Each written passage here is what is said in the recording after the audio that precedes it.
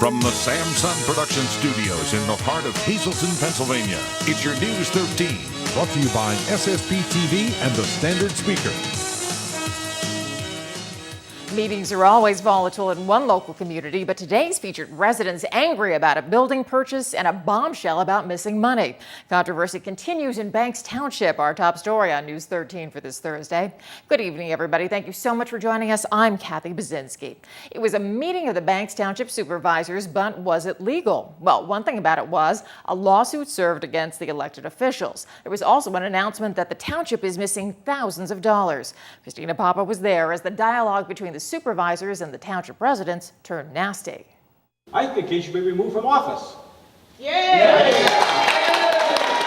Banks Township residents weren't holding back their disdain for township supervisors during a special meeting this morning. Right now, Banks Township holds their meetings in a municipal garage. That's where state police served the township supervisors their lawsuit this morning.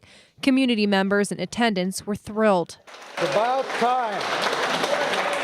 Two of Banks Township supervisors, Walker Babowski and Teresa Schott, are being sued by residents over the purchase of this building, the former Capriotti's banquet hall on Maple Street. Because we don't agree with them buying Capriotti's. We don't need it.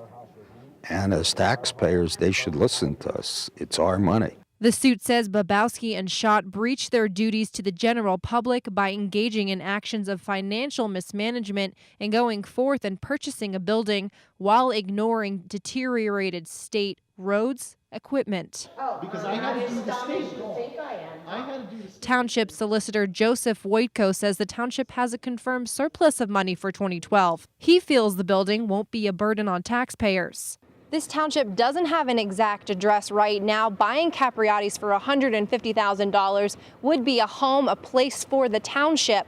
But most folks say they'd rather see the building, the firehouse down the hall, used for those meetings. We don't need it. We have a fire hall, and it's beautiful. It's air conditioned. It's clean. While money is being spent on Capriotti's, the township may be in more debt than they first thought. And we have serious discrepancies in the amount of money we should have and the amount of money we do have. There appears to be a discrepancy of about $10,000 total over the 2 years we studied. Okay, actually it's more than that, but that's just money they can't account for. The township also released they have an additional $30,000 in unpaid taxes as well. Folks in attendance say issues like this keep them in the dark. But the part they don't get, we elected them. They're supposed to listen to us, what we want, not what they want to do. Attorney generals and auditor generals will be called in for further investigation. Christina Papa, News 13, Banks Township. The mother of two young girls killed in a tragic car crash and a teenager driving a second car will both be charged in the accident which caused their death. State police at Schuylkill Haven say that a 17-year-old boy from Schuylkill Haven will be charged with careless driving resulting in an accidental death, failing to drive a vehicle at a safe speed, and reckless driving in a crash that killed 6-year-old Cariana Crow and 3-year-old Katrina Williams. Their mother, 27-year-old Victoria Place, faces a summary charge of vehicle entering or crossing a roadway. The accident happened as the mom pulled out of a church parking lot on Route 61 and stopped on the highway. That's when the teen, who was traveling at a high rate of speed, swerved to miss the car but hit the driver's side. The accident happened as the family was leaving Palm Sunday services. A Hazleton man is out on bail after being arrested because police say he exposed himself to a 10-year-old child last week. Pocono Mountain Regional Police arrested 46-year-old Joseph Lombardo and charged him with indecent exposure and open lewdness. Police say Lombardo pulled into a gas station in Pocono Summit, pulled up to a vehicle with a 10-year-old girl inside, then opened his car door. They say Lombardo was only wearing white underpants and exposed himself to the child and performed a lewd act in front of her.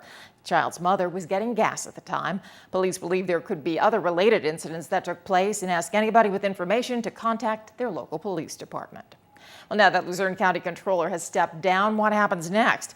Walter Griffith resigned his elected position yesterday. The Pennsylvania Attorney General has charged him with illegally recording 3 conversations with a number of people without their consent. But Luzerne County's charter says the county council has 60 days to appoint a temporary replacement. If that doesn't happen, the court will make the appointment. Griffith won the Republican nomination for re-election in the primary, but now has pulled out of the November election. The Luzerne County Republican Party will choose someone to fill Griffith's spot not on the ballot, but by law, they must have been a member of the party as of November 2009 when Griffith was elected. Griffith's deputy will serve as acting controller until his replacement is appointed or elected. Well, what does a controller actually do, and what can taxpayers do to keep an eye on how they keep tabs on the money our county government spends? As Matthew Petrillo explains, the Schuylkill County Controller's Office is trying to make things a little more taxpayer-friendly. The County of Schuylkill. If you ever took a look at Schuylkill County's annual financial statement, you might think, where do I begin? The book is more than 100 pages thick. They're pretty heavy. They're filled with a lot of information. Information that may be useful to Schuylkill County Controller Christy Joy, but not necessarily interesting for the common man. So he broke down the old report of the county's spending and made a friendlier version. And while it may not be as thrilling as 50 Shades of Grey, I was extremely excited. It has a lot of pictures and pie charts and bar graphs. And while we don't want to give away the ending, Joy says it's important every citizen know where their tax dollars are being spent, so that they can understand where the money comes from, where the money goes, and what's left at the end. Now, by making this shorter version, he's hoping more people become involved in their local government. And he's making it easy to get to. You can pick it up at any senior center or library in the county, and of course the county's own website. We'll have links at our website, that's SSPTV.com. This is part of your county. You know, you receive your real estate tax bill twice a year. So now you can know where your real estate taxes are going and what we do with it, and where our additional funding comes from as well. His favorite part of the abridged financial statement? You know what? I like the cover. The cover features a beautiful shot of Sweet Arrow Lake, what he calls Schuylkill County's hidden gem. And the best part about these? They're absolutely free. Well, sorta. You can read exactly how much of your taxpayer money was spent on these inside the book. Matthew Petrillo, News 13, Pottsville. And still ahead on News 13, will the sun come out again? Not for a day or so. We'll tell you when it shines next in News 13 weather. But first, it's a big honor for such a tiny church. We'll tell you why a UN ambassador is coming to Sybertsville when News 13 continues. Next week, an internationally known artist will be taking some time off to dance, sing, and paint with kids in our area. Christina Papa clapped along with the kids today when she went to visit with a United Nations art ambassador.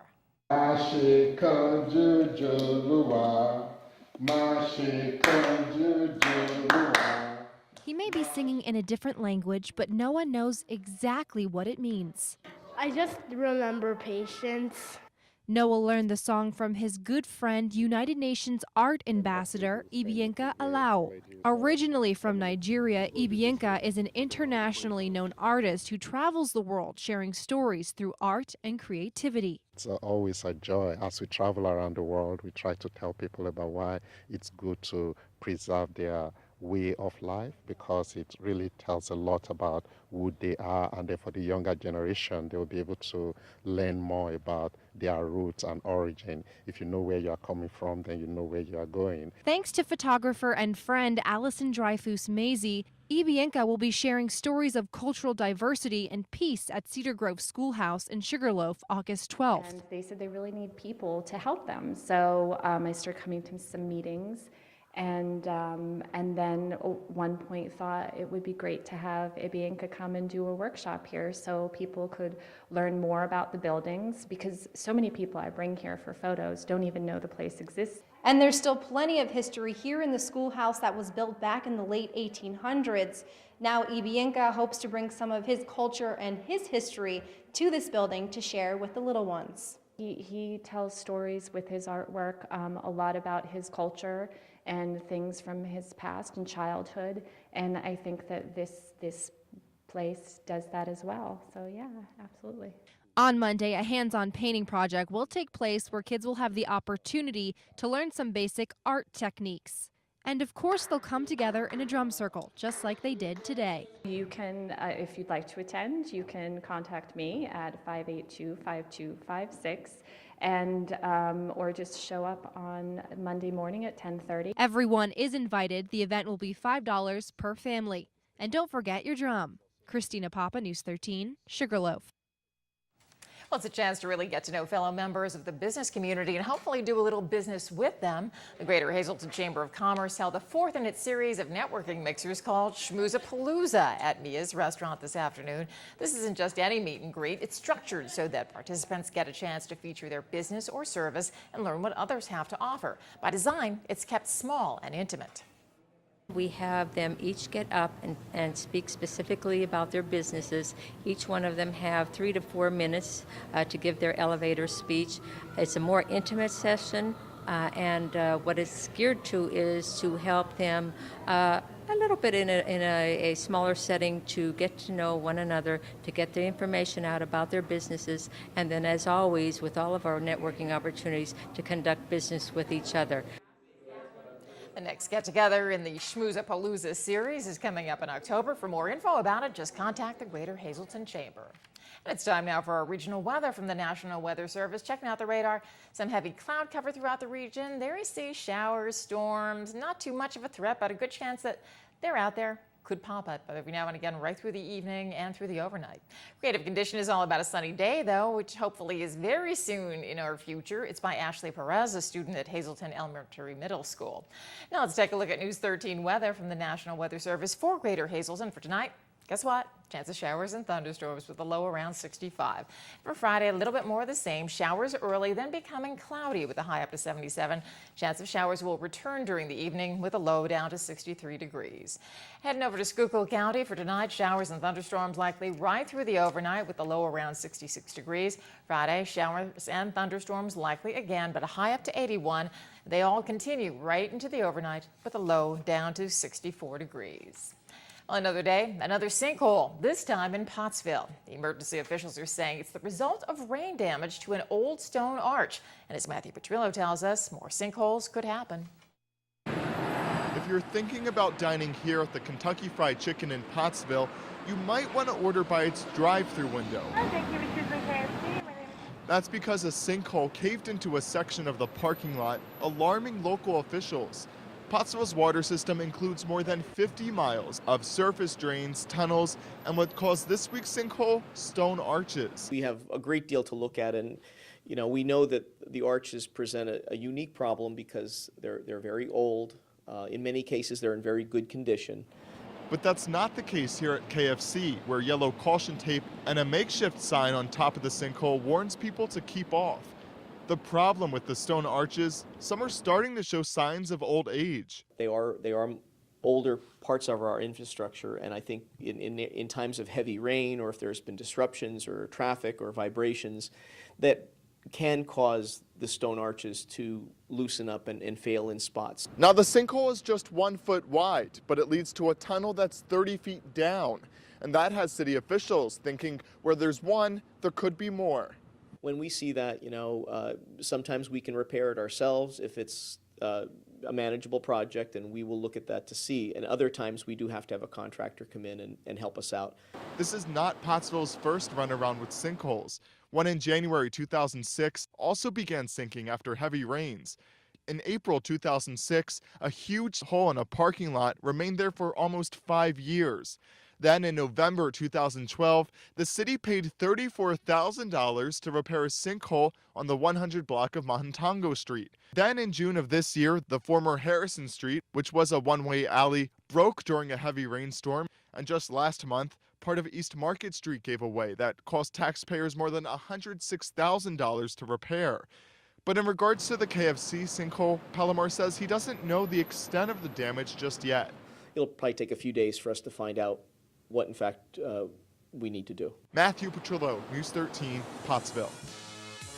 And let's check the winning midday lottery numbers. Good luck if you play. The daily 351, Big 4 1668, Quinto 86941, and the treasure hunt 3, 10, 18, 28, 29.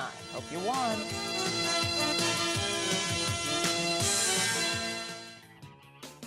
Good evening, everyone, and here's tonight's social news. First tonight, happy birthday to Michael Bodner. This wish comes with love from your family and friends.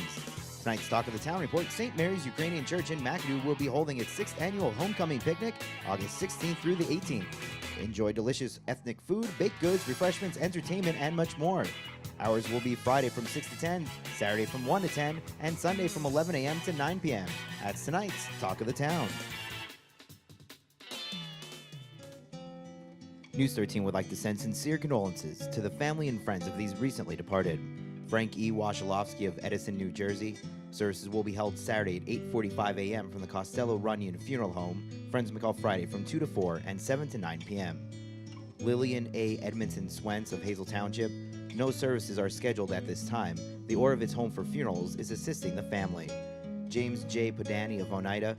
Arrangements are private and under the direction of the Hazel Chapel of the Cropton Hughes Funeral Home. Lowell August Belt of Quakeake. Funeral is Saturday at 11 a.m. at the Lamar Christ Funeral Home. Friends may call Saturday from 9:30 to 11 a.m. Joseph F. Gambita of Sugarloaf. Memorial is Saturday from 10 a.m. to noon at the John J. Pustai Funeral Home. Stella S. Colina of Jetto. Funeral is Friday at 9:30 a.m. from the McHugh-Wilczek Funeral Home. Friends may call Friday from 8:30 to 9:30. And Dean L. Drum of Freeland. Arrangements are under the direction of the McNulty Funeral Home and will be held at the convenience of the family. Tonight's obituaries have been brought to you by the Smilax Floral Shop located on 15th Street in Hazleton. For delivery to all local funeral homes, call 570-454-0111. And by Doves of White, serving Schuylkill and surrounding counties, call 570-205-1597.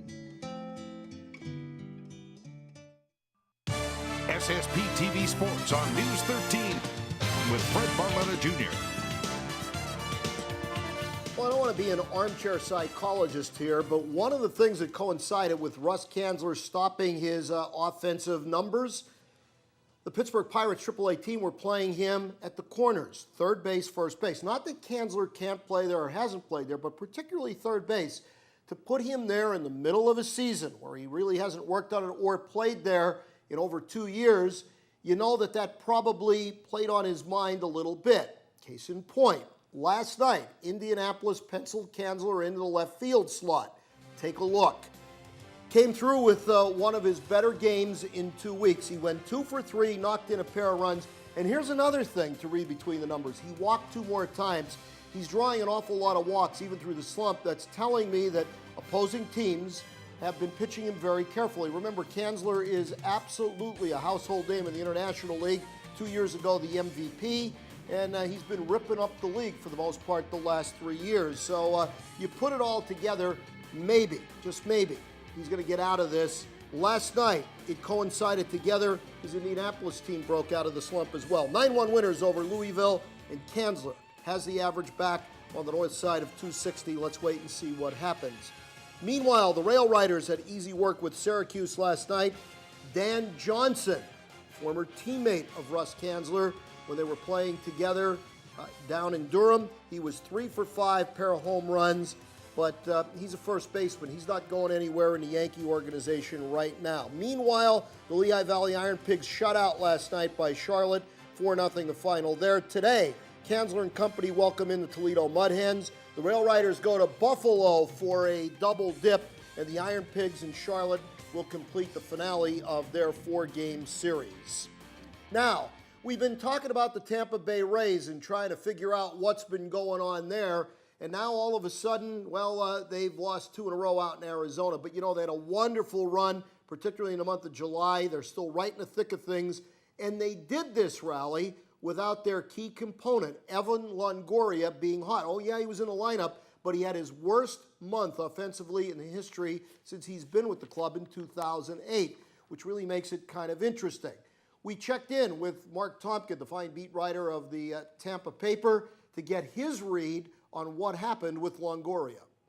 It's weird. I mean, I'll be honest with you. To think that they would, win more than 20 games in the month of July and Evan Longoria would hit under 200, I think we could have done pretty well in Atlantic City or Vegas with that, because I don't think that really makes a lot of sense to people. But he's just been in kind of this extended funk. It does not appear to be physical. I mean, he's playing tremendous defense. He had the problem earlier this year with the plantar fasciitis in his foot, but he's playing tremendous defense. He's running the bases well.